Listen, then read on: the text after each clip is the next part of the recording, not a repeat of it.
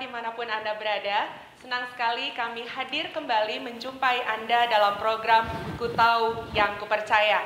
Tanpa terasa kita sudah memasuki episode yang membahas mengenai dosa dari sudut pandang hukum yang ke-9.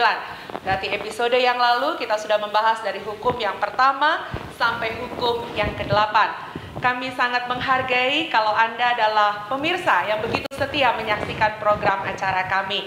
Dan kami juga menyambut sekiranya Anda adalah pemirsa yang baru pertama kali menyaksikan program acara ini. Program ini adalah program yang berisikan pembahasan mengenai kebenaran firman Tuhan, mengenai dosa yang dibahas dari 10 hukum Allah. Dan melalui hambanya Pendeta Esra Soru akan memberkati kita semua. Untuk itu buka hati Anda, buka pikiran kita, dan siap untuk ditaburi kebenaran firman Tuhan melalui program acara kita, Ku Tahu Yang Kupercaya.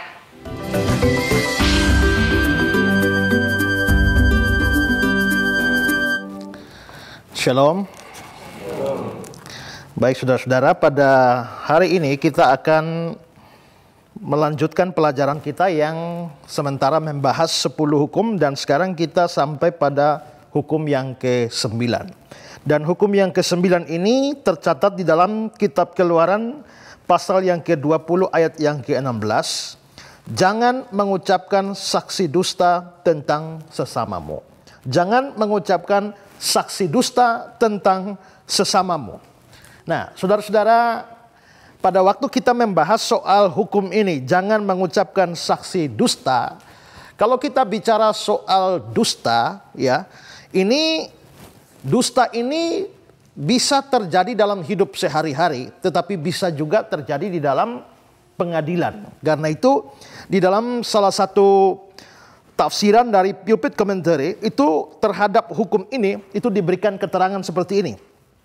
Saksi palsu atau saksi dusta terdiri dari 2 jenis. Umum dan pribadi. Kita bisa merusak sesama kita dengan memberikan bukti palsu atau dusta terhadap atau menentang dia di dalam sidang pengadilan, atau sekadar memfitnahnya kepada orang-orang lain dalam hubungan sosial dengan mereka. Jadi penafsir ini mau mengatakan bahwa kalau kita bicara soal jangan berdusta, atau kita bicara soal dusta, dusta itu bisa terjadi pertama di pengadilan, dan kedua adalah dalam hidup sehari-hari. Itu dusta biasa di dalam kehidupan hari-hari. Sedangkan yang pertama itu di dalam pengadilan. Dan karena itu kalau kita memang mau bicara tentang hukum ini, jangan mengucapkan saksi dusta, maka 2 hal ini perlu kita singgung. Nah, pertama saudara, misalnya mari kita melihat dusta di dalam pengadilan. Itu dilarang. Kalau kita melihat hukum ini ya, dikatakan jangan mengucapkan saksi dusta tentang sesamamu. Dia tidak mengatakan jangan mengucapkan dusta tentang sesamamu. Tidak hanya menggunakan kata dusta, tapi dia menambah satu kata, jangan mengucapkan saksi dusta. Sedangkan kalau kita melihat kata saksi ini, itu biasanya ada kaitan dengan sesuatu yang ada di dalam pengadilan. Karena itu adanya kata saksi dalam ayat ini, itu mencakup larangan dusta, itu mencakup larangan untuk berdusta di dalam pengadilan. Ya, dan kita tahu juga bahwa ada banyak praktek dusta di dalam kasus-kasus atau juga masalah-masalah yang dibawa ke dalam pengadilan. Nah, kita perlu melihat satu ayat yang penting, Keluaran 23 ayat 1 dan ayat yang kedua. Keluaran 23 ayat 1 dan ayat yang kedua, coba dibacakan. Keluaran pasal 23 ayat 1 sampai ayatnya yang kedua. Janganlah engkau menyebarkan kabar bohong, janganlah engkau membantu orang yang bersalah dengan menjadi saksi yang tidak benar. Perhatikan ini ya, jangan engkau membantu orang yang bersalah dengan menjadi saksi yang tidak benar. Berarti ini di pengadilan. Menjadi saksi yang tidak benar sama dengan menjadi saksi palsu. Jangan engkau membantu. Ya, lanjut. Janganlah engkau turut-turut kebanyakan orang melakukan kejahatan dan dalam memberikan kesaksian mengenai sesuatu perkara. Janganlah engkau turut-turut kebanyakan orang membelokkan hukum. Ya, janganlah kamu turut untuk membelokkan hukum. Berarti di sini kebenaran hukum itu dibengkokkan, dibelokkan, dan akhirnya ini menjadi dusta. Nah, karena itu maka di sini kita lihat bahwa memang Tuhan memberikan larangan secara khusus di dalam urusan pengadilan atau urusan hukum, maka manusia atau juga orang Kristen itu tidak boleh melakukan dusta di pengadilan. Di dalam Amsal 12 ayat 17 dikatakan, siapa yang mengatakan kebenaran menyatakan apa yang adil, tetapi saksi dusta menyatakan tipu daya. Dan saudara, kita juga kadang-kadang tidak bisa menghindar ya bahwa dalam kasus-kasus tertentu kita menjadi saksi di pengadilan. Banyak orang seperti itu ya. Nah, tetapi kalau kita menjadi saksi di pengadilan, perhatikan kata saksi. Apa itu saksi? Saksi itu adalah orang yang menyaksikan secara langsung.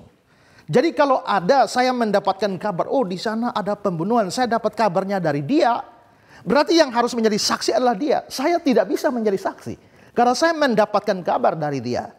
Jadi itu harus diperhatikan. Kedua adalah dalam urusan menjadi saksi itu yang harus kita saksikan itu adalah apa yang kita lihat atau dengar, bukan apa yang kita simpulkan. Bukan apa yang kita simpulkan dari analisa kita atau pendengaran atau perasaan kita. Tidak. Itu harus sungguh-sungguh adalah apa yang kita lihat. Kita misalnya ya, kalau saudara ketemu, saudara jalan-jalan ketemu saya jalan dengan seorang perempuan lain yang bukan istri saya. Lalu saudara bersaksi, Pak Esra telah berselingkuh.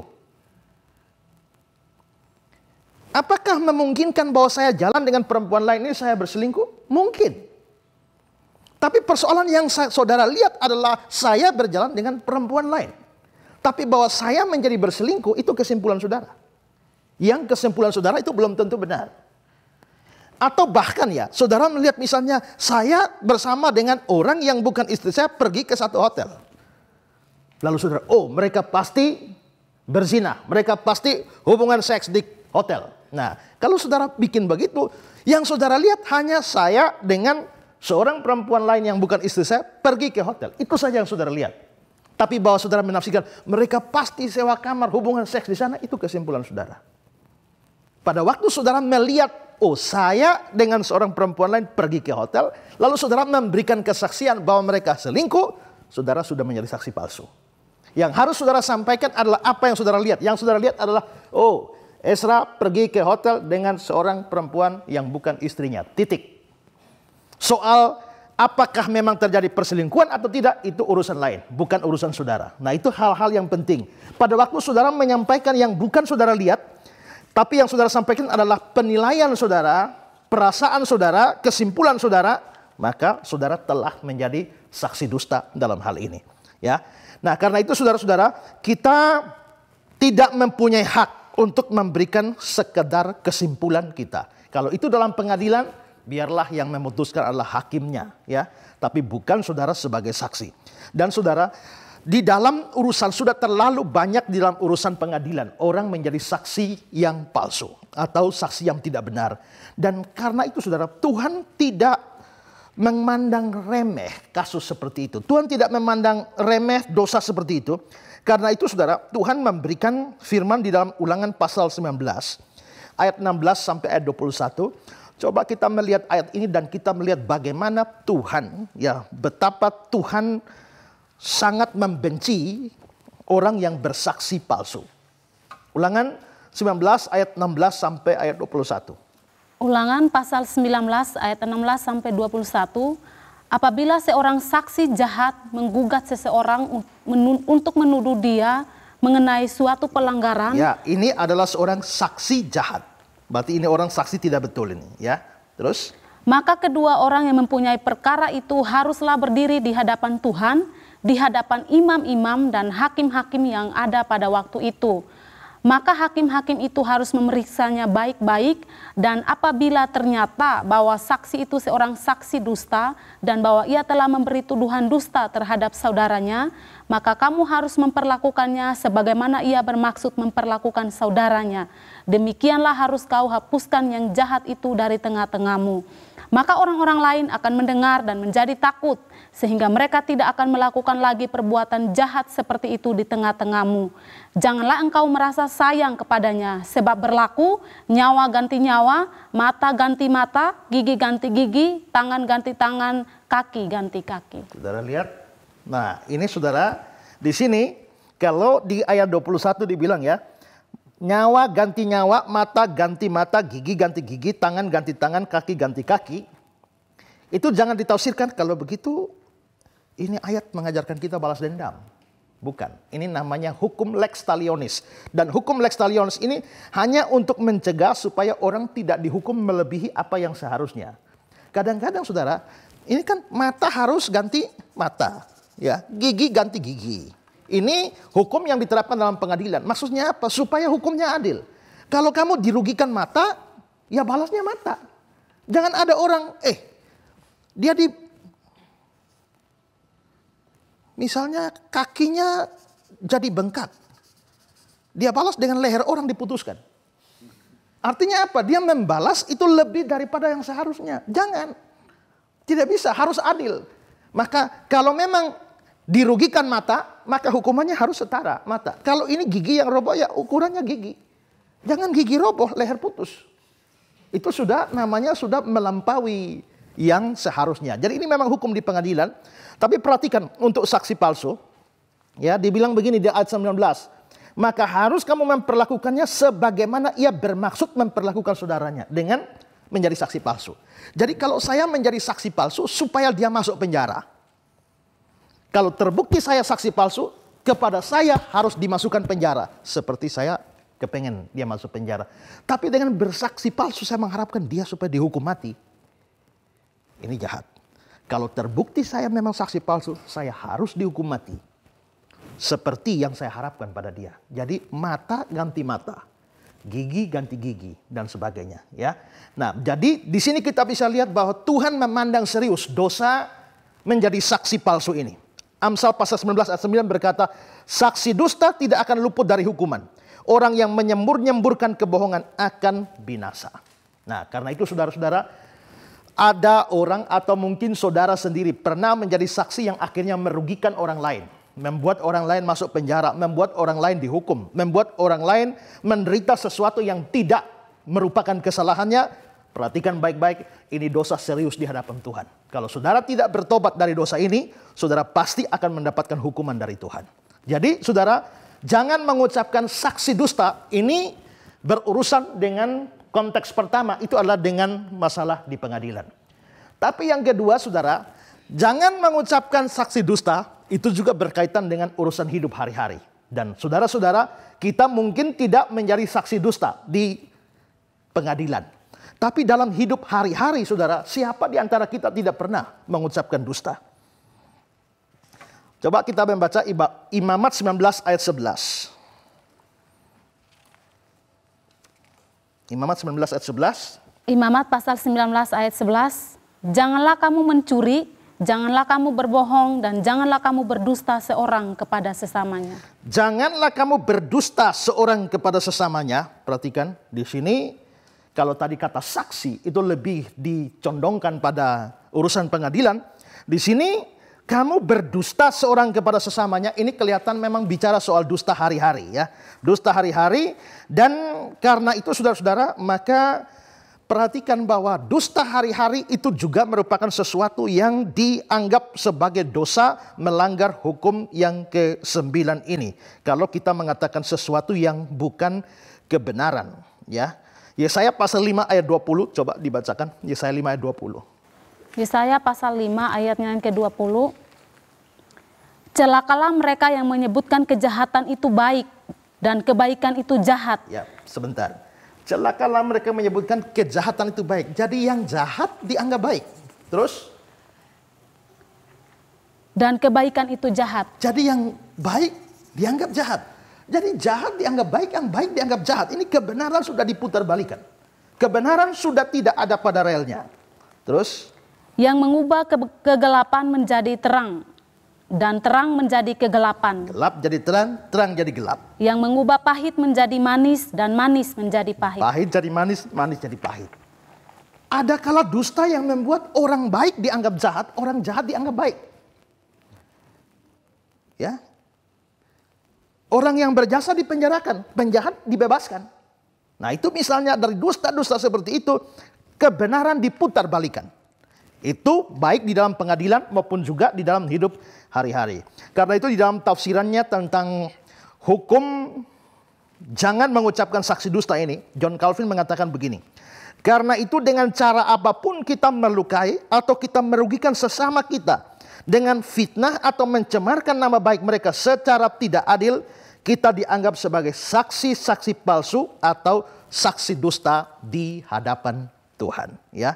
Nah, satu ayat lagi, Sakaria 8 ayat 16-17.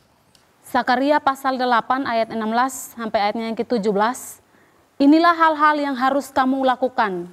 Berkatalah benar seorang kepada yang lain dan laksanakanlah hukum yang benar yang mendatangkan damai di pintu-pintu gerbangmu. Janganlah merancang kejahatan dalam hatimu seorang terhadap yang lain dan janganlah mencintai sumpah palsu. Sebab semuanya itu ku benci, demikianlah firman Tuhan. Jangan mencintai sumpah palsu sebab semuanya ku benci. Tuhan membenci para pendusta. Tuhan membenci orang-orang yang tidak mengatakan kebenaran. Nah, saudara-saudara, artinya adalah bahwa yang kita harus mengatakan sesuatu yang benar. Tapi saudara ya, ada ayat yang lain, Amsal 10 ayat 12, dibilang begini, kebencian menimbulkan pertengkaran, tapi kasih menutupi pelanggaran. Kasih itu menutupi pelanggaran. Nah, seringkali ayat ini disalahartikan, ya. Nah, kasih menutupi pelanggaran artinya pelanggaran tidak boleh dibuka. Kasih harus menutupi.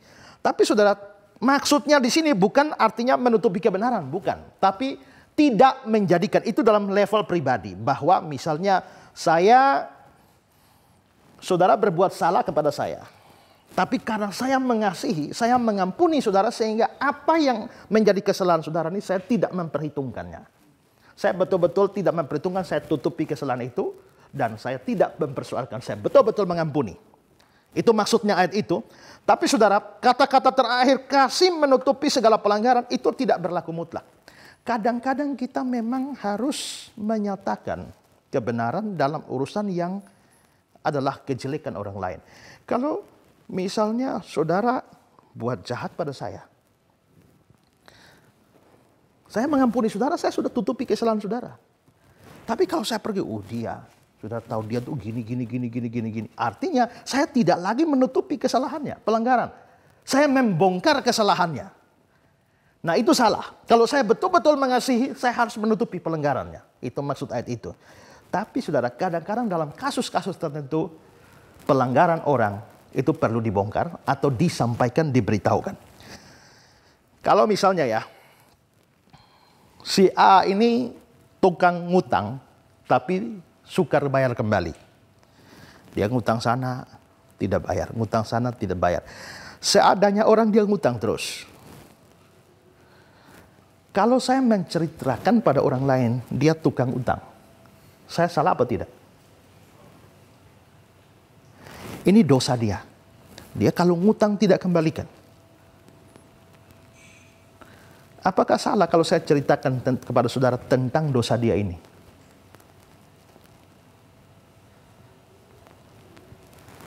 Perlu? Kalau begitu saya tidak mengasihi dong.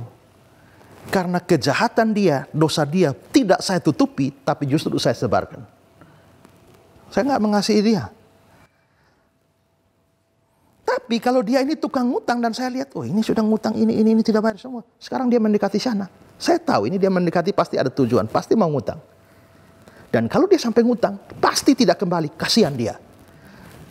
Saya tidak mau teman saya ini jadi korban. Maka saya langsung peringatkan dia, hati-hati. Itu tukang utang tidak pernah bayar. Ya, jadi sebaiknya kamu hindari dia.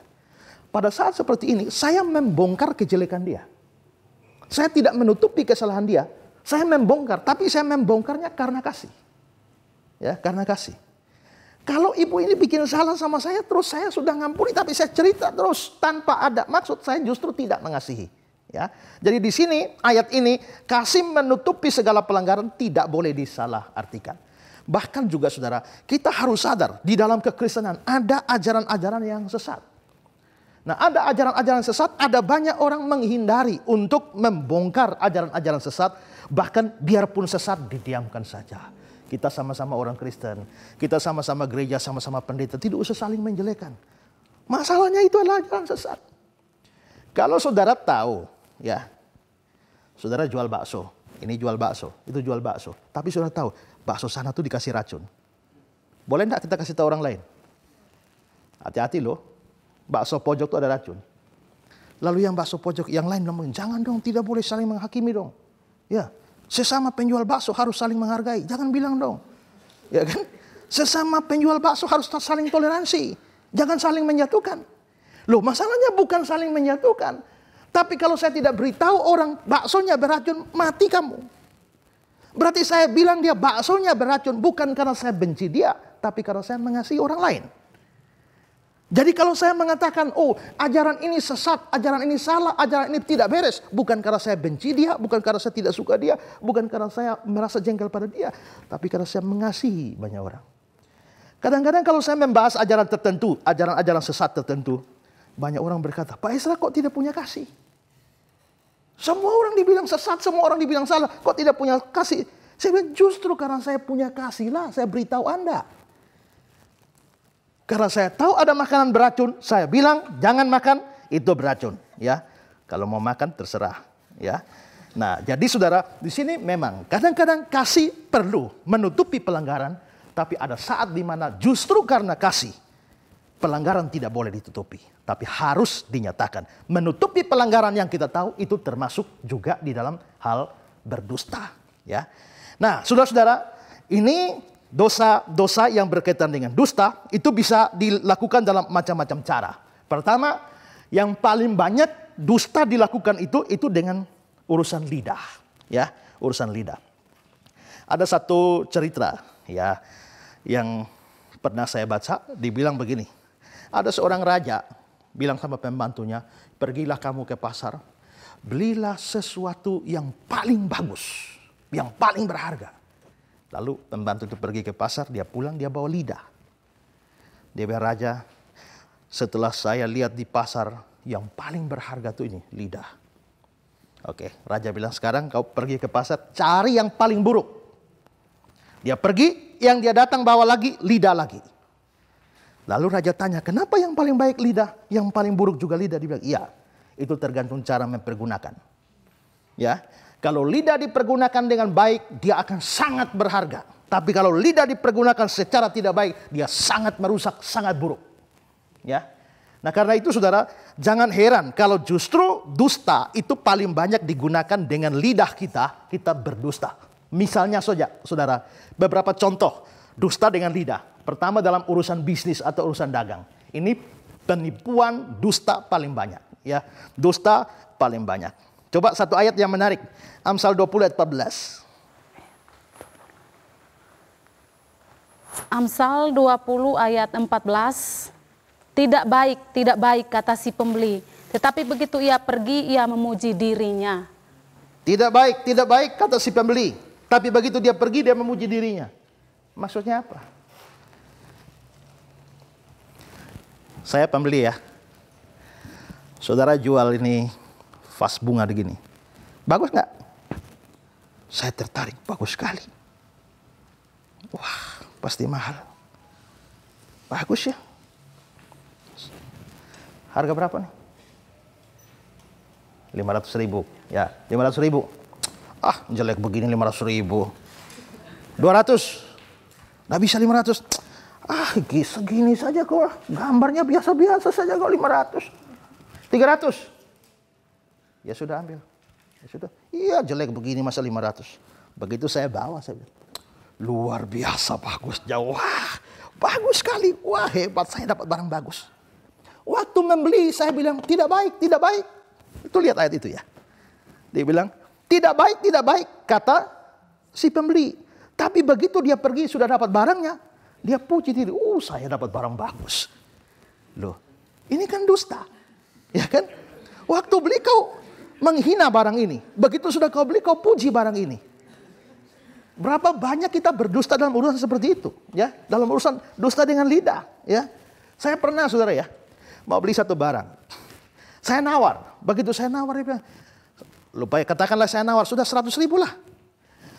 Orangnya bilang 100.000. 100.000 itu apa? Modal saja tidak kembali, Pak. Artinya modalnya di atas 100.000 ya. Ya, 100.000 modalnya tidak kembali. Dia bilang 250, sudah lah 100. Gak bisa Pak, modal nggak kembali, biarlah. Ya sudah, saya jalan. Begitu saya jalan, dia bilang, Mas mari, ayo ambil. Kok mau? Kalau dia mau, artinya dia sekarang rela menjual secara merugi. Karena modal saja tidak cukup. Sekarang, masuk akalkah dia mau jual dengan rugi? Tidak. Kalau begitu, waktu dia bilang modal saja tidak nyampe, itu pasti dusta. Ya. Nah, berapa banyak kali dusta di dalam dagang seperti itu, ya? Dusta dengan fitnah. Ini dengan lidah, fitnah. Saudara, saya menikah tahun 2011. Dan pada waktu saya mau menikah, di gereja saya tiba-tiba muncul satu berita. Mengapa Pak Esra kok menikah tiba-tiba? Lalu muncul kabar berita yang di tengah-tengah jemaat bahwa dia menikah karena pacarnya sudah hamil. Wah saudara, rasanya sakit hati. Saya bicara di depan majelis dan saya berdoa pada Tuhan dan saya bilang, Tuhan buktikan kebenaran-Mu. Dan akhirnya setelah menikah, 3 bulan istri saya tidak hamil, 6 bulan tidak hamil, 1 tahun tidak hamil, 2 tahun tidak hamil, 3 tahun tidak hamil, sampai sekarang tidak hamil. Jadi saya pikir-pikir, apakah ini cara Tuhan membuktikan kebenaran saya kah? Ya. Nah, tapi saudara, itu jelas sesuatu yang saya sebagai hamba Tuhan merasa itu sesuatu yang bisa menghancurkan. Saya bilang, kalau Anda mencuri uang saya, Anda merugikan saya. Anda mungkin merugikan saya. Anda mencuri barang saya, Anda merugikan saya, tapi tidak terlalu banyak. Tapi Anda mencuri nama baik saya. Anda mencuri sesuatu yang tidak membuat kamu kaya, tapi sangat membuat saya miskin. Ya. Nah saudara, pendusta-pendusta atau pemfitnah-pemfitnah seperti itu memang laku dan laris. Kenapa? Karena mayoritas orang suka mendengar yang namanya fitnah. Ya. Berapa banyak kita berbuat dosa, melanggar hukum yang ke-9 ini dengan fitnahan-fitnahan kita. Atau juga saudara, dusta dengan lidah juga itu bisa dilakukan misalnya dengan mendustakan usia anak. Saya pernah tahu ada kasus, ada orang mau masuk tempat hiburan lalu ada tulisan, anak ya di bawah 5 tahun diskon 50%. Ini sudah 6 tahun anaknya. Tapi kalau anaknya jadi 5 tahun kan dapat diskon masuk 50%. Anak yang umur 6 tahun dikatakan ini 5 tahun, ini 5 tahun dan seterusnya ya. Jadi saudara, kita bisa lihat itu contoh-contoh dilakukan dengan dusta yang dilakukan dengan lidah. Dan dusta juga bisa dilakukan dalam hal-hal yang lain dan kita akan bahas ini lebih lanjut. Tapi sekarang kita lihat bahwa dusta dengan lidah itu bisa dilakukan contohnya dalam urusan dagang, dalam urusan fitnah, ataupun juga dusta tentang usia anak dan lain sebagainya. Ya.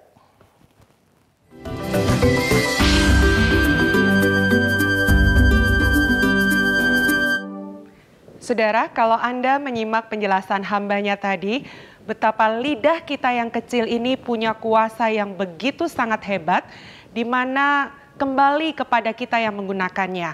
Mau digunakan untuk kebaikan atau mau digunakan untuk kejahatan, dampaknya begitu besar. Dan salah satu yang bisa digunakan adalah berdusta mengenai situasi, berdusta mengenai orang lain, dan mungkin kita tidak sadar juga bahwa itu mampu untuk membunuh, merusak, dan menghancurkan kehidupan orang lain. Tetapi mungkin ada di antara kita yang menganggap bahwa kalau saya berdusta itu demi alasan kemanusiaan atau untuk alasan kebaikan dan apapun juga.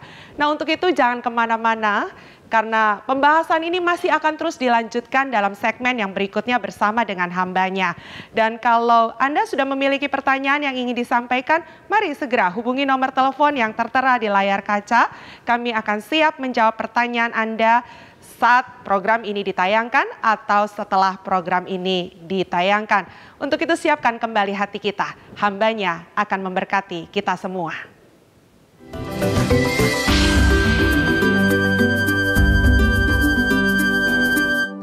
Kita sudah melihat contoh-contoh dusta misalnya dengan mempergunakan lidah.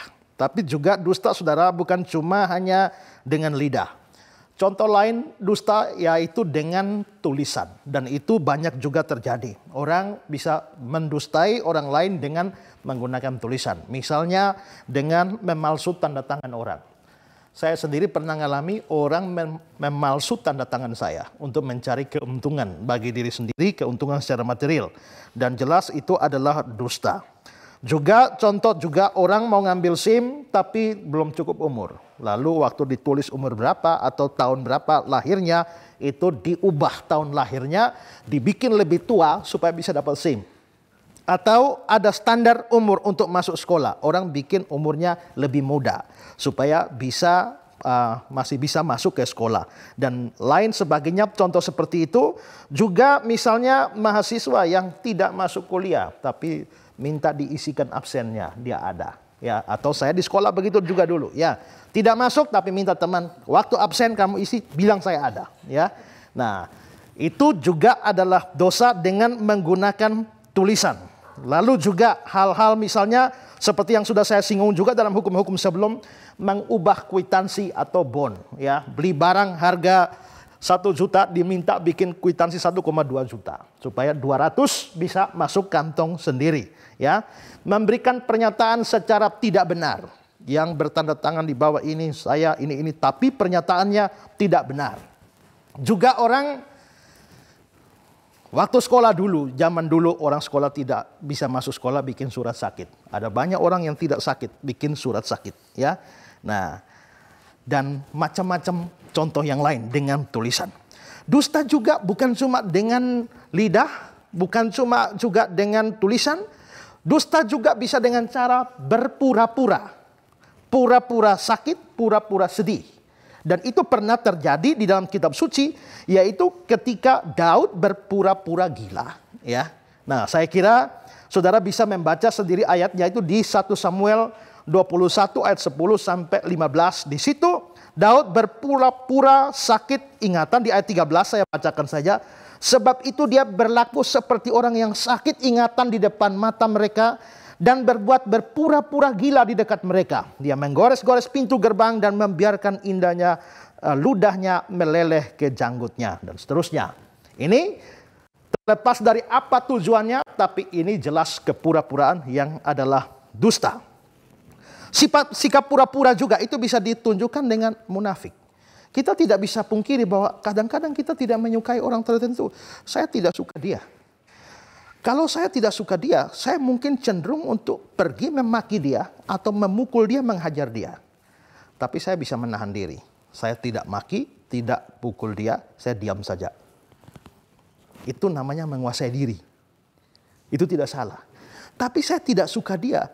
Kalau saya diam saja tidak bicara, tahan tidak maki dia, itu menguasai diri. Tapi kalau saya lihat dia, saya mendekati dia, pura-pura ngomong yang manis, apa kabar? Ya, wah puji Tuhan. Padahal dalam hati, bangsat kamu. Ya, dalam hati saya memaki, tapi pura-pura. Ini kemunafikan. Ya, dan munafik seperti itu juga adalah dusta. Ya, itu juga adalah dusta.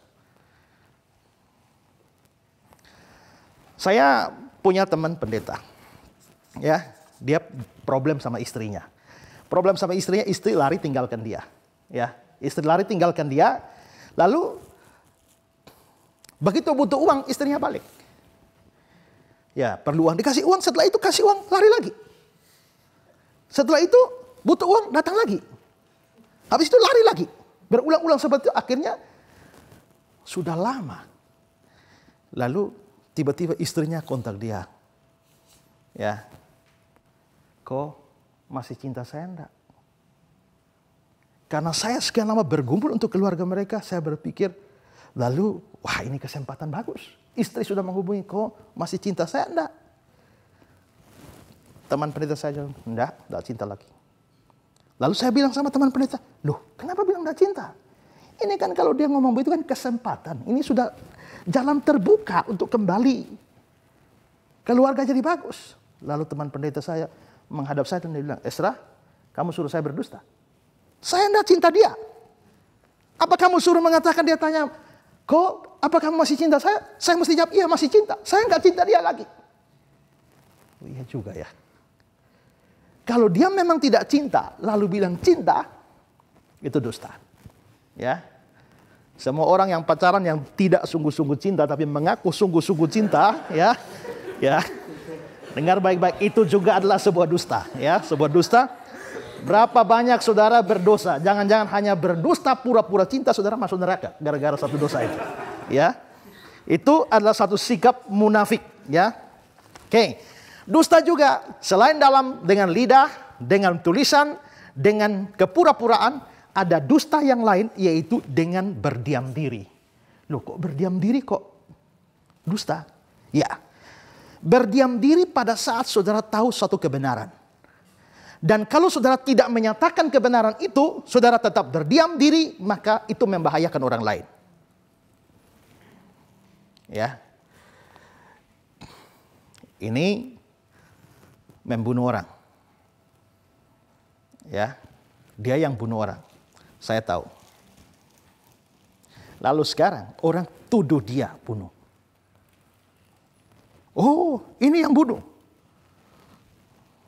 Saya tahu dalam hati bukan dia ini mestinya. Tapi saya diam. Itu masuk pengadilan saya diam. Saya diam terus. Apakah saya sedang mengatakan satu kebohongan? Tidak. Saya tidak mengatakan satu kebohongan. Saya cuma diam. Tapi pada saat yang sama saya tahu kebenarannya apa.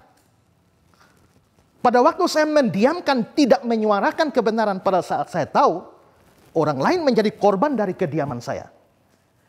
Maka sekalipun saya tidak sedang mengucapkan sebuah kebohongan, tapi saya diam dan bungkam terhadap sebuah kebenaran, itu bisa dikategorikan sebagai suatu dusta. Dusta dengan kediaman kita. Ya, dan ini penting sekali bahwa ada saatnya kita memang harus mengatakan atau menyuarakan kebenaran apabila kebenaran itu kita tidak harus mengatakan semua kebenaran.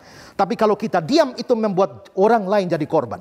Kita diam itu membuat orang lain berada dalam bahaya. Kita diam itu mempertaruhkan nasib orang lain. Maka pada saat kita diam, kita menjadi berdosa karena itu. Ya, jadi itu adalah hal-hal di mana kita bisa dusta bisa dilakukan. Sekarang saya ingin menjelaskan pada kita lagi beberapa hal penting ini berkaitan dengan dusta. Ini penting sekali kita pahami. Pertama saudara, dusta tetap dilarang. Walaupun itu tidak merugikan orang lain. Ya, kadang-kadang orang bilang, sepanjang saya tidak merugikan orang lain kan tidak apa-apa. Tapi saudara pikirkan, firman Tuhan mengajarkan dusta tetap dusta. Entah merugikan orang lain atau tidak merugikan orang lain. Coba saudara, kalau tetangga datang ke rumah saudara, Bu bisa pinjam uang Bu? Apa jawab saudara? Oh maaf nggak punya. Betul ibu nggak punya? Betul. Bisa lihat dompet ibu? Ya. Atau pengemis datang minta, ya. Saudara nggak punya uang. Oh ya baik. Sekarang pada waktu pengemis minta, saudara bilang saudara tidak punya uang. Pertanyaan saya, apakah saudara sedang merugikan pengemis? Tidak. Saudara tidak merugikan pengemis, tapi saudara berdusta. Itu tetap dosa, biarpun tidak merugikan orang lain. Jadi jangan berpikir bahwa dusta baru berdosa kalau merugikan orang lain. Tidak merugikan orang lain pun tetap dusta. Ya, jadi catatan pertama adalah dusta tetap dilarang, entah itu merugikan orang lain atau tidak. Kedua, dusta tetap dilarang sekalipun itu diperintahkan oleh orang tua atau atasan kita atau bos kita atau siapa yang ada di atas otoritas kita. Ingat, kita harus lebih taat kepada Tuhan daripada kepada manusia. Saya pernah baca cerita, ya, ada bapak-bapak yang tahu ada orang mau datang di rumahnya, tapi dia tidak mau temui. Dia bilang anaknya, kalau orang datang, Kamu bilang Bapak tidak ada. Anak yang baik, Pak. Datang tamunya, Bapak ada? Bapak bilang Bapak tidak ada. Ya, itu anak jujur itu ya. Itu anak jujur. Kalau dia bilang Bapak tidak ada, itu dia dusta, ya. Tapi dia bilang Bapak tidak ada. Ya, itu dia betul-betul jujur menyampaikan apa yang disampaikan bapaknya, ya. Nah, jadi siapapun atasan kita atau bos kita di kantor kita menyuruh berdusta, kita harus menolaknya resiko apapun. Berikut adalah bahwa dusta tetap dilarang sekalipun itu dilakukan dengan tujuan yang baik. Nah, ini penting sekali. Banyak orang bilang sepanjang tujuannya baik, maka dusta diperbolehkan. Ingat, kekristenan bukan pragmatisme yang menghalalkan segala cara asal tujuannya baik. Di dalam Kristen, bukan cuma tujuan yang harus baik, tapi cara mencapai tujuan itu juga harus baik. Ya. Dan tujuan yang baik tidak bisa menghalalkan cara yang tidak benar. Saya mau memberikan satu kata-kata dari seorang namanya Ironside. Dia mengatakan begini. Manusia biasa membedakan antara jenis-jenis dusta yang berbeda. Sebagian dusta disebut sebagai dusta putih. Atau sebagian lagi disebut sebagai dusta hitam. Tapi Alkitab saya memberi saya semua pendusta. Mereka akan mendapat bagian mereka di dalam lautan api yang bernyala-nyala oleh api dan belerang. Wahyu 21 ayat 8. Alkitab tidak membuat pembedaan antara dusta putih atau dusta hitam atau dusta abu-abu. Tidak ada. Semua dusta itu adalah dusta. Ya, tidak ada yang namanya white lie. Ya. Nah, tapi bagaimana dengan kasus Rahab? Ya. Rahab itu menerima pengintai-pengintai Israel, disembunyikan di atas lotengnya, pada waktu dicari, sudah pergi ke sana. Nah, Rahab berdusta, tapi dustanya untuk kebaikan. Dan dustanya menyelamatkan pengintai-pengintai Israel. Ya. Tapi saudara, di dalam kitab suci, Rahab memang dipuji. Tapi dipuji karena apa? Apakah Rahab pernah dipuji karena dia berdusta di dalam menyembunyikan pengintai-pengintai dan menyelamatkan orang? Coba kita lihat Ibrani 11 ayat 31. Ibrani pasal 11 ayat 31, karena iman maka Rahab perempuan sundal itu tidak turut binasa bersama-sama dengan orang-orang durhaka, karena ia telah menyambut pengintai-pengintai itu dengan baik. Perhatikan ya, karena iman, berarti dia dipuji karena imannya. Lalu di bagian akhir dari ayat itu, karena dia telah menyambut pengintai-pengintai itu dengan baik. Berarti dia dipuji karena pertama-tama imannya, kedua karena dia menyambut pengintai-pengintai. Bukan karena dia menyembunyikan pengintai-pengintai. Bukan karena dia berbohong untuk menyelamatkan mereka. Tidak. Dia dipuji karena dia menyambut mereka. Lalu Yakobus 2 ayat 25. Yakobus pasal 2 ayatnya yang ke-25. Dan bukanlah demikian juga Rahab pelacur itu dibenarkan karena perbuatan-perbuatannya ketika ia menyembunyikan orang-orang yang disuruh itu di dalam rumahnya, lalu menolong mereka lolos melalui jalan yang lain. Dia menyembunyikan orang-orang itu disuruh di dalam rumahnya, lalu menolong mereka lolos melalui jalan lain. Dia dipuji karena menolong meloloskan, tapi dustanya tidak pernah dibenarkan. Ya, jadi kita bisa lihat bahwa Alkitab tidak membenarkan adanya dusta demi tujuan yang baik. Ya. Rahab berdusta untuk menyelamatkan nyawa orang lain. Kalau Rahab dibenarkan, pertanyaan kita, Petrus juga berdusta untuk menyelamatkan nyawa siapa? Nyawanya sendiri. Kalau begitu, mana mau benar, mana lebih benar? Mana bisa lebih diterima? Berdusta untuk menyelamatkan orang lain atau berdusta untuk menyelamatkan diri?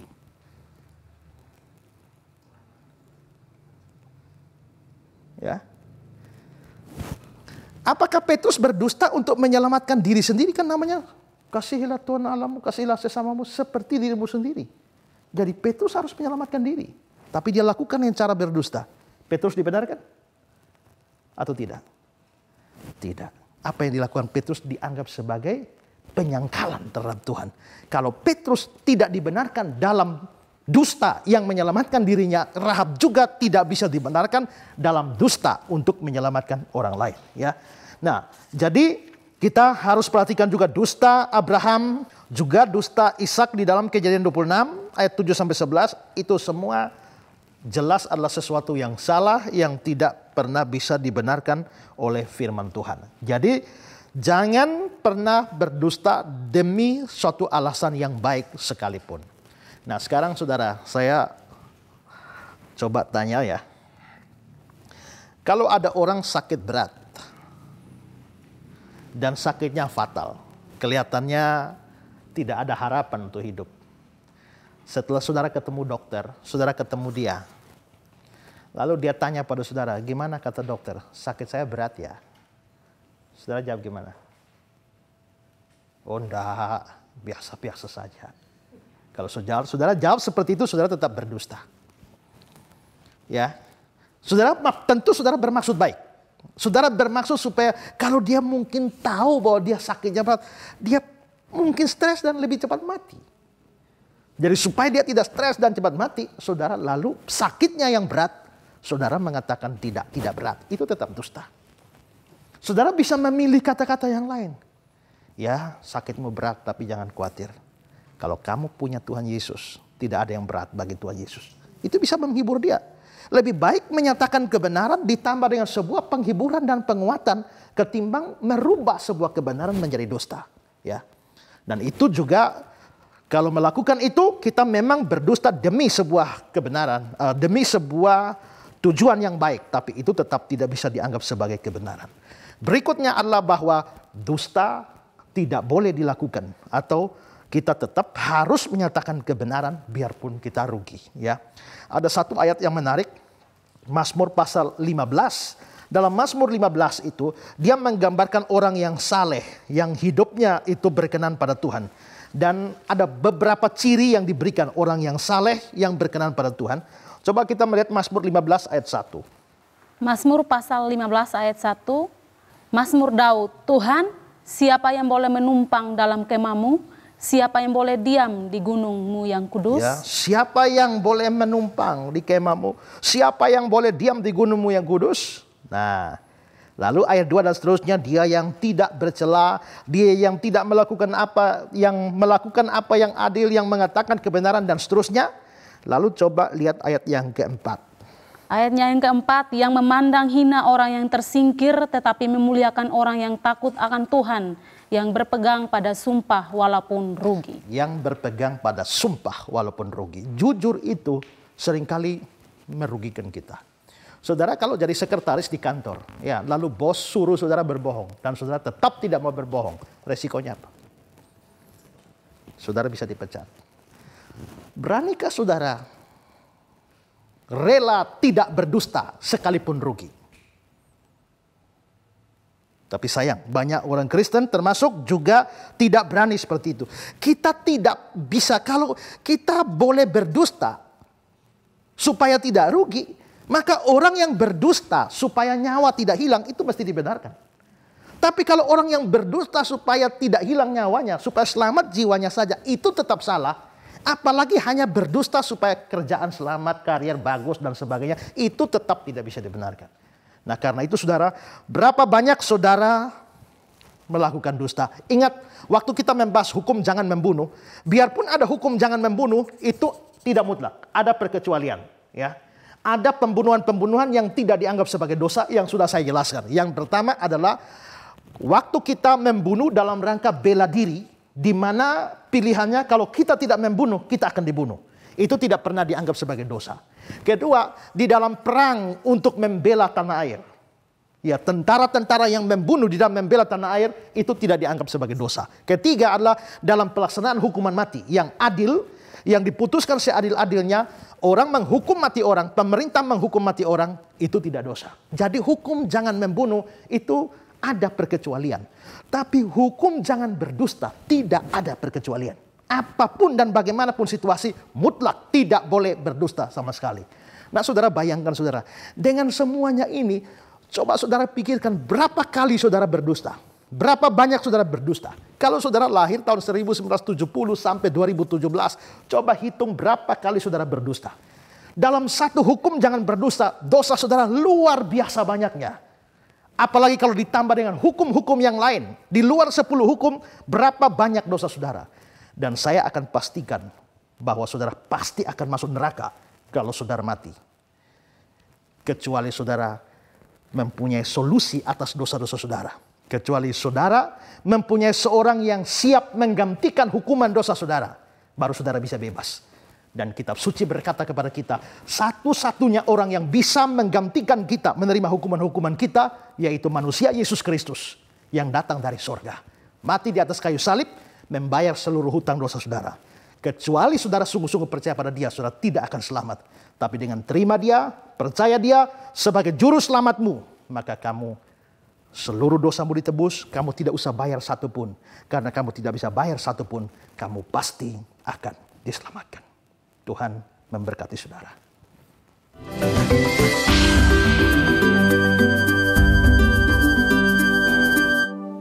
Berbagai penjelasan sudah kita dengarkan, saudara, dan saya percaya kita mendapatkan pencerahan-pencerahan yang berkenaan mengenai dosa berdusta ini. Mungkin ada di antara Anda baru saja memahami bahwa apa yang Anda lakukan selama ini adalah dosa. Kita pikir itu untuk menguntungkan diri kita sendiri, tidak merugikan orang lain, tetapi rupanya itu terhitung ke dalam dosa. Nah, mungkin masih banyak lagi pertanyaan-pertanyaan yang berkaitan dengan keseharian kita. Apakah ini dosa kalau saya melakukan berdusta yang seperti ini? Atau seperti tadi diterangkan oleh hambanya, bahwa ada dusta yang berkaitan dengan kebaikan. Dan seringkali itu saya lakukan, mungkin kita berpikir demikian. Nah, untuk itu segera kita akan masuk dalam segmen pertanyaan yang akan menggali lebih dalam lagi mengenai pembahasan kita pada hari ini. Untuk itu pastikan bagi Anda yang di rumah terus kirimkan pertanyaan ke nomor telepon yang tertera di layar kaca, atau Anda membutuhkan dukungan doa karena tim kami siap untuk melayani Anda.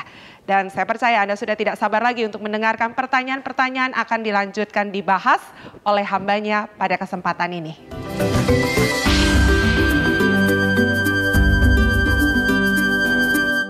Pak, saya mau bertanya, apakah membohongi musuh dalam peperangan sebagai strategi peperangan itu bisa dikatakan dosa? Ya, tentu saja dalam perang itu ada strategi perang. Dan kalau dalam perang kita menyampaikan strategi kita kepada musuh, ya kita segera habis, ya. Nah, jadi memang perang itu mungkin kita tidak bisa mengkategorikan ini di dalam hukum jangan berdusta ini. Tetapi karena ini strategi perang, itu bisa dianggap sebagai satu tindakan mengecoh lawan. Dan itu tidak pernah disalahkan oleh kitab suci, ya. Nah, di dalam Alkitab kita bisa melihat ada contoh. Yosua itu kan ditugaskan oleh Tuhan untuk memimpin Israel setelah kematian Musa. Dan dia terlibat di dalam banyak peperangan. Dan satu kali terjadi ketika peperangan antara orang Israel melawan orang-orang Ai. Dan kita mau melihat bagaimana Yosua mengatur strategi di dalam pertempuran ini. Coba baca Yosua pasal 8 ayat yang ke-3 sampai ayat yang ke-7. Yosua 8 ayat 3 sampai 7. Yosua 8 ayat 3, lalu bersiaplah Yosua beserta seluruh tentara untuk pergi ke Ai. Yosua memilih 30.000 orang, pahlawan-pahlawan yang gagah perkasa. Mereka disuruhnya pergi pada waktu malam. Dan kepada mereka diperintahkan katanya, ketahuilah kamu harus bersembunyi di belakang kota itu untuk menyerangnya. Janganlah terlalu jauh dari kota itu dan bersiap-siaplah kamu sekalian. Aku dan semua orang yang bersama-sama dengan aku akan mendekati kota itu apabila mereka keluar menyerbu kami. Seperti yang pertama kali, maka kami akan melarikan diri dari hadapan mereka. Jadi mereka akan keluar menyusul kami sehingga kami memancing mereka jauh dari kota itu, sebab mereka akan berkata, orang-orang itu melarikan diri dari hadapan kita seperti yang pertama kali. Jika kami melarikan diri dari hadapan mereka, maka kamu harus bangun dari tempat persembunyianmu itu untuk menduduki kota itu, dan Tuhan Allahmu akan menyerahkannya ke dalam tanganmu. Ya, perhatikan ini strategi. Mereka mau perang dengan Ai. Jadi Yosua menyuruh ini orang-orang tentaranya bersembunyi di belakang kota. Lalu Yosua memimpin beberapa orang menyerang dari sini. Otomatis pasukan Ai akan menyambut mereka dalam pertempuran. Tapi dalam pertempuran itu mereka melarikan diri. Karena mereka melarikan diri, tentara Ai ini juga berpikir ini sudah terdesak terus. Mereka keluar semua ikut. Nah pada saat keluar, masuklah yang sembunyi di belakang. Ini strategi. Nah pertanyaan kita sekarang adalah, ini kan kelihatannya menipu musuh, ya. Apakah ini sesuatu dosa? Nah, ini kan baru rencana Yosua. Sekarang kita lihat pelaksanaannya, ya. Pelaksanaannya coba mulai baca dari ayat yang ke-14 hingga ayat yang ke-18. Ayat yang ke-14, pagi-pagi ketika Raja Negeri Ai melihat hal itu, maka ia dan seluruh rakyatnya orang-orang kota itu segera keluar berperang menyerbu orang Israel. Ke lereng di seberang daratan itu, raja itu tidak tahu bahwa ada orang yang bersembunyi di belakang kota.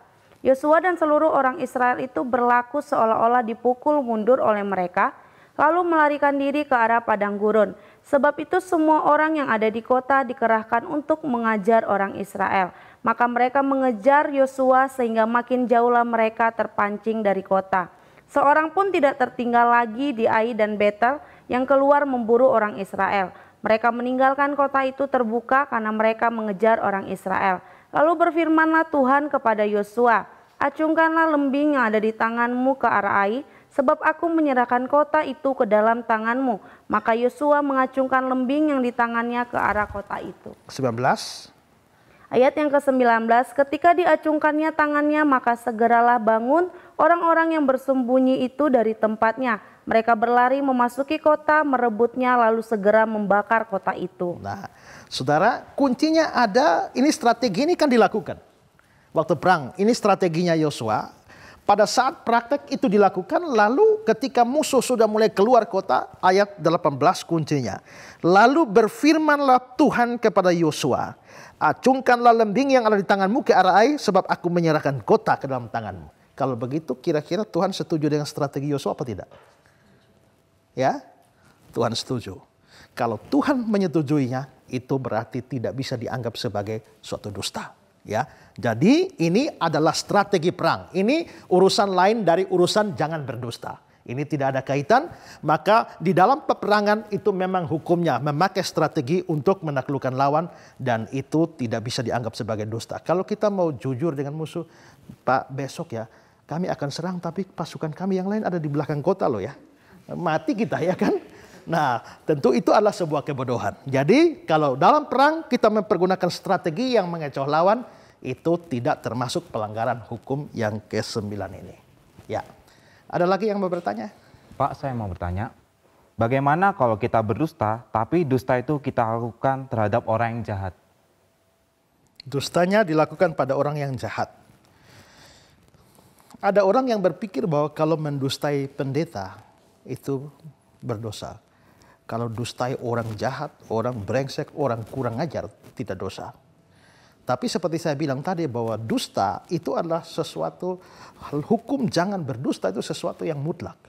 Jadi dalam hal ini tidak peduli kita berdustanya kepada pendeta atau orang baik, ya orang saleh, orang brengsek, orang kurang ajar, penjahat kaliber macam apapun, itu tetap dianggap sebagai dosa.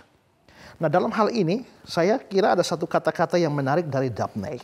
Dabney bilang begini ya, Allah dan bukan pendengarnya yang merupakan objek atau tujuan yang benar terhadap siapa kewajiban kejujuran itu ditujukan. Jadi maksudnya Dabney bilang begini, bahwa kita punya kewajiban untuk jujur itu kepada Allah, bukan kepada pendengar kita. Kita ada di sini, kita ngomong ke sini. Tapi yang menjadi tujuan kita di dalam kejujuran itu bukan ini, lawan bicara kita, tapi kepada Allah. Ya, Allah dan bukan pendengarnya merupakan objek atau tujuan yang benar terhadap siapa kewajiban kejujuran ditujukan. Allah selalu mempunyai hak untuk mengharapkan kebenaran dari aku. Tidak peduli betapa tidak berharganya orang kepada siapa aku berbicara.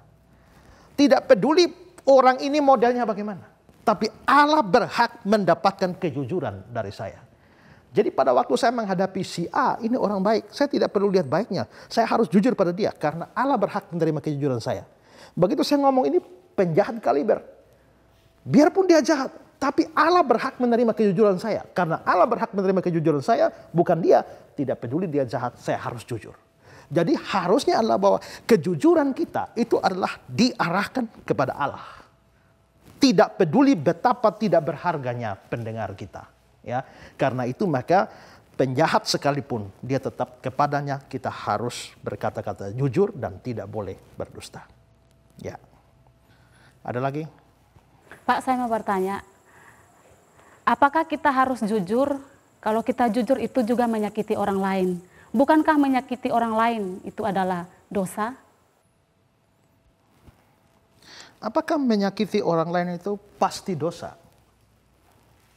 Bagi saya menyakiti orang lain itu bisa dosa, bisa juga tidak.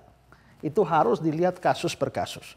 Dan di dalam Alkitab kita juga melihat bahwa kadang-kadang Tuhan Yesus maupun juga rasul-rasul, tokoh-tokoh Alkitab itu mengucapkan kata-kata atau kalimat-kalimat yang sangat menyakiti orang. Tapi itu tidak bisa dianggap sebagai dosa. Kita ambil contoh misalnya Petrus. Ya. Coba dibacakan Kisah Rasul pasal 5 ayat yang ke-33. Kisah Para Rasul pasal 5 ayatnya yang ke-33, mendengar perkataan itu sangatlah tertusuk hati mereka dan mereka bermaksud membunuh rasul-rasul itu. Rasul-rasul menyatakan kebenaran dan begitu mereka dengar sangat tertusuk hati mereka. Lalu juga Stefanus melakukan hal yang sama. Coba Kisah Rasul pasal 7 ayat 54. Kisah Para Rasul pasal 7 ayatnya yang ke-54, ketika anggota-anggota Mahkamah Agama itu mendengar semuanya itu, sangat tertusuk hati mereka. Maka mereka menyambutnya dengan gertakan gigi. Mahkamah Agama mendengar apa yang dikatakan oleh Stefanus, sangat tertusuk hati mereka. Belum lagi Tuhan Yesus. Kalau saudara baca dalam Matius pasal 23, ketika Tuhan Yesus mengecam ahli-ahli Taurat, hei kamu pemimpin-pemimpin buta, hei kamu keturunan ular beludak. Kalau saudara digitukan sakit hati tidak? Nah, berarti kata-kata Petrus, Stefanus, Yesus jelas menusuk, menyakiti hati orang. Apakah dosa? Tidak. Kalau begitu dalam sejumlah kasus tertentu, menyakiti orang lain itu tidak harus dosa. Ada kadang-kala menyakiti orang lain bisa dosa, kadang tidak. Nah, kadang-kadang kalau kita jujur, bagaimana kalau kita mengatakan kejujuran itu menyakiti orang lain? Supaya tidak menyakiti orang lain, kita menjadi berdusta, itu justru dosa. Karena itu dalam hal ini kita mungkin di sini perlu kebijaksanaan kita ya. Kita mau mengatakan sesuatu, kalau dalam urusan yang sangat dasar, seperti yang dilakukan Yesus, Stefanus, Petrus, itu urusan ajaran. Itu tidak boleh toleransi. Kebenaran tetap kebenaran, biarpun menyakiti kamu. Tapi dalam hal-hal praktis, yang bukan urusan ajaran dan sebagainya, kalau kita jujur menyakiti mereka, kita tetap tidak boleh tidak jujur, tapi kita mungkin perlu cara yang lebih baik di dalam menyampaikan kejujuran. Kalau saya datang pada saudara, menurut kamu saya ini gemuk nggak? Apakah jawabmu? Kalau saudara bilang saya itu kurus, saudara bohong, dosa.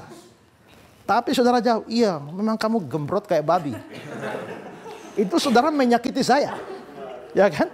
Nah, tapi adakah saudara tidak bilang saya ini kurus, tapi diatur sedemikian bahasanya supaya itu tidak menyakiti saya? Bisa? Bisa.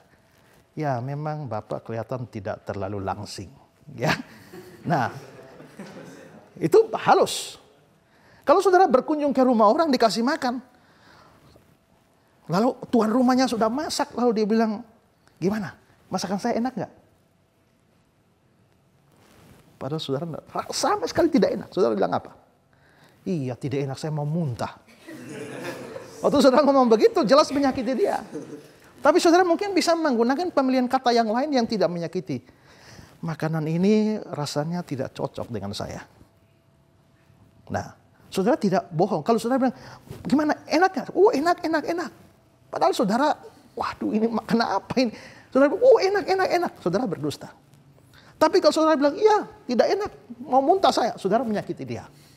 Dalam hal ini saudara bisa makanan ini memang tidak cocok bagi saya. Ya, saudara dengan bahasa yang lebih halus tidak menyakiti. Ini dalam urusan yang praktis, urusan makan, urusan gemuk atau tidak dan sebagainya yang urusan remeh. Tapi kalau urusan ajaran seperti yang disampaikan oleh Petrus, Yesus dan juga Stefanus itu urusan kebenaran. Itu jangan takut kalau menyatakan kebenaran itu menyakiti orang lain. Dan saya di dalam urusan kebenaran terus terang menyakiti banyak orang. Ya, menyakiti banyak orang, terutama mereka yang mengajarkan ajaran-ajaran yang salah, ajaran-ajaran yang menyimpang dari firman Tuhan. Saya keras sekali dan itu seringkali menyakiti. Tapi biarpun saya menyakiti, saya tidak menyesal. Saya tahu ada tokoh-tokoh terlebih dahulu yang menyakiti orang-orang yang mempunyai ajaran-ajaran yang sesat. Jadi lihat-lihat kasusnya, ya. Kalau kasus yang penting seperti ajaran, jangan khawatir menyakiti. Kalau kasus yang remeh, maka perlu kebijakan dalam pemilihan kata yang lebih baik supaya tidak menyakiti, tapi juga tidak mengatakan yang tidak benar. Ya. Ada lagi? Ya Pak, saya mau bertanya tentang membohongi diri sendiri. Seandainya nih saya menjalin sebuah hubungan. Terus dengan berjalannya waktu, saya itu menemukan sebuah sifat yang saya nggak suka dari pasangan saya. Tapi karena saya takut orang-orang di lingkungan saya, orang tua saya udah tahu, saya terus membohongi diri saya sendiri bahwa saya mencoba untuk mencintai, terus memiliki perasaan sayang sama dia. Tapi saya terus membohongi diri saya sendiri. Apakah saya itu termasuk berdosa juga? Ya, saudara bertanya soal membohongi diri sendiri dan memberikan contoh dalam kasus saudara, ya. Dan memang kalau kita bicara membohongi diri sendiri itu definisinya apa? Ya. Nah, di sini kita mungkin bisa membohongi diri sendiri, mungkin kita itu adalah sikap di mana kita menyukai sesuatu tapi berpura-pura tidak suka, atau tidak suka sesuatu tapi berpura-pura suka. Ya. Atau juga kita merasakan sesuatu tapi menyangkalinya, atau bisa juga kita melakukan sesuatu yang bertentangan dengan apa yang kita pikirkan, apa yang kita yakini, apa yang kita rasakan. Itu bisa dikategorikan sebagai membohongi diri sendiri. Ya. Saya pernah terjadi kasus waktu dulu saya kuliah, ada teman saya, ya, teman saya yang dia betul-betul suka, ini teman perempuan suka cowok ini, ya. Dan saya tahu dia bergumul berdoa untuk mendapatkan cowok ini, ya. Tapi kalau di depan teman-teman ngomong cowok itu dia, wah tipe begitu bukan tipe gua, ya kan? Ya. Ngomong bukan tipe gua nggak suka laki-laki model begitu. Tapi sendirian, oh Tuhan, ku cinta dia, ya, ku sayang dia. Ini membohongi diri sendiri. Ragu-ragu sekali, tapi pura-pura yakin. Itu juga termasuk membohongi diri sendiri. Saudara, saya ada pengalaman. Saya berkhotbah dari usia yang sangat-sangat muda. Saya berkhotbah pertama kali kelas 2 SMP. Lalu kelas 3 SMP saya sudah mulai khotbah KKR. Lalu satu hari pada saat saya kelas 1 SMA, jadi akhirnya dari kelas 2 SMP sudah khotbah, kelas 3 SMP mulai khotbah KKR. Saya diundang kemana-mana untuk KKR. Pada saat saya kelas 1 SMA diundang untuk KKR di satu tempat. Dan saudara, pada waktu saya pikir kalau hanya khotbah KKR, rasanya sudah biasa saya khotbah KKR. Maka saya pergi. Begitu sampai di lokasi KKR, ternyata mereka bilang, Pak, ini bukan cuma KKR biasa. Terus ada kesembuhan ilahi. Mati saya. Ya. Saya tidak biasa seperti itu, ya. Tapi akhirnya mereka sudah terlanjur pengumuman, dan saudara-saudara, pada KKR hari pertama datang orang sakit begitu banyak, orang lumpuh, buta tuli, dan setiap kali saya lihat mereka saya jadi gugup, mati saya nih. Apa yang harus saya buat sekarang terhadap orang-orang seperti ini, ya. Dan pada saat itu saudara-saudara, saya lantas ingat, saya dulu pernah melihat ada acara KKR kesembuhan ilahi, kalau tidak salah pendeta namanya Reinhard Bonnke. Lalu dia nih punya kebiasaan, dia suruh untuk, wah orang ini kalau sakit, letakkan tangan di tempat yang sakit, di tangan kiri dan tangan kanan angkat. Jadi kalau sakit kepala begini, ya. Kalau sakit di dada, angkat seperti ini. Lalu kalau saya lihat seperti itu, saya mau tiru. Saya suruh bangun semua. Lalu saya mulai berkhotbah. Saudara-saudara, apakah saudara yakin malam hari ini Tuhan Yesus akan buat mujizat? Mereka bilang, amin. Dalam hati saya bilang, aduh kalau tidak jadi mati saya. Ya. Apakah saudara percaya kuasa Yesus tidak berubah dahulu, sekarang, selama-lamanya? Mereka bilang, amin. Aduh, payah saya nih ya. Nah akhirnya saudara, setelah saya khotbah, saya doa kesembuhan. Ya, dalam nama Yesus kesembuhan terjadi, sembuh. Begitu sembuh terjadi, menurut video Reinhard Bonnke yang saya nonton, setelah selesai doa begitu dia bilang, yang saya percaya banyak sudah sembuh, yang sembuh silakan maju dan bersaksi. Saya tiru saudara. Malam ini yang sudah sembuh silakan maju dan bersaksi. Saya tunggu, tidak ada yang maju. Ya, tidak ada yang maju. Wah, payah saya. Saya ingat, saudara-saudara, di Alkitab ada 10 orang kusta yang datang minta kesembuhan dari Tuhan. Dan semuanya disembuhkan, 10-nya disembuhkan. Tapi cuma 1 yang datang balik minta terima kasih pada Tuhan Yesus. Saya yakin malam hari ini ada banyak yang disembuhkan. Dan saya minta 1 orang saja bersaksi. Silakan maju. Tunggu, tidak ada yang maju. Karena tidak ada yang maju, saya bilang, saudara-saudara, Tuhan menyembuhkan dengan 2 cara. Pertama secara langsung dan kedua berangsur-angsur. Nah, kalau Tuhan tidak sembuhkan saudara secara langsung, Tuhan akan sembuhkan saudara secara berangsur. Ada amin? Amin. Pulang mereka. Tidak ada terjadi kesembuhan. Malam itu saya marah sama Tuhan luar biasa. Tuhan ini bagaimana? Kenapa mempermalukan saya kayak begini? Kalau tidak mau sembuhkan, jangan bawa mereka. Ya. Tapi setelah itu saya jadi sadar. Ya. Tuhan bilang pada saya, kamu bicara seolah-olah kamu begitu yakin, tapi kamu begitu ragu. Saya tahu dalam hal seperti itu, saya sedang berusaha membohongi diri sendiri. Waktu seringkali kasus kebangkitan, kalau Yesus bangkit itu orang seringkali berkhotbah, kalau omong Thomas itu negatif. Ya, Thomas itu orang yang ragu-ragu. Tapi saya pernah khotbah, belajar dari Thomas. Kenapa? Thomas ini negatifnya adalah dia ragu-ragu. Tapi positifnya adalah dia jujur tentang keraguannya. Thomas itu bukan orang yang ragu-ragu lalu pura-pura yakin. Kalau dia ragu-ragu, dia bilang, aku tidak akan percaya. Sebelum melihat sendiri, sebelum tangani masuk, tidak akan percaya. Jadi kalau dia ragu, dia bilang dia ragu. Tapi sekali dia percaya dan dia yakin, dia rela mati demi keyakinannya. Makanya menurut catatan Irenaeus, Thomas itu sampai akhirnya mati di India, ya, sebagai seorang misionaris. Nah jadi kalau orang tidak yakin, pura-pura yakin, tidak cinta, sungguh dikatakan berpura-pura cinta, atau cinta tapi berpura-pura tidak cinta, suka tapi pura-pura tidak suka, itu namanya membohongi diri sendiri. Nah, sama seperti yang saudara bilang, saudara ini sudah rasanya sudah tidak pas, tapi karena pertimbangan banyak hal, lalu pura-pura tetap sayang sama dia, nah itu membohongi diri sendiri. Mungkin bahasa Alkitab untuk itu adalah munafik. Ya. Dan munafik itu jelas dikecam oleh firman Tuhan. Yakobus pasal 3:17, tetapi hikmat dari atas pertama-tama murni, pendamai, peramah, penurut, penuh belas kasihan dan seterusnya, tidak munafik. Berarti orang yang munafik sebenarnya dia tidak sedang menggunakan hikmat dari atas. Ya, maka kalau pertanyaannya apakah bohong pada diri sendiri itu adalah dosa? Ya, itu termasuk dosa kalau definisi kita benar dan itu dianggap sebagai kemunafikan. Ya. Jadi kalau tidak cinta lagi, bilang tidak cinta.